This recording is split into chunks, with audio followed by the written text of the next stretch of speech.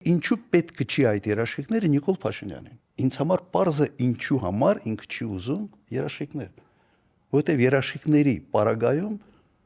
Նիկոլ Փաշինյանի անունը ուղիղ չի կապվելու խաղաղության հետ։ Ինքը ուզում է այնպիսի խաղաղություն, որի ընկալումը ժողովրդի կողմից լինի հետևյալը. այս Նիկոլը եթե չի լինի, այս հաստատ պատերազմա լինելու։ Մենաշնորհը Իրանն է, այսինքն։ Այ հաստատ պատերազմա լինելու։ Բայց իրականում մեզ պետք է խաղաղություն, որը կապված չի լինի Նիկոլ Փաշինյան, Ռոբերտ Քոչարյան կամ մեկ այլի հետ, որ կապված չի լինի, ով է լինի իշխանափոխությունից հետո այդ խաղաղությունը լինի երաշխավորված։ Այս խաղաղությունը քարոզչական խաղաղություն է, կապված ընտրությունների հետ։ Եվ այս process-ում Նիկոլ Փաշինյանին պետք չեն երաշխիքներ։ Երաշխիքը պետք է լինի ինքը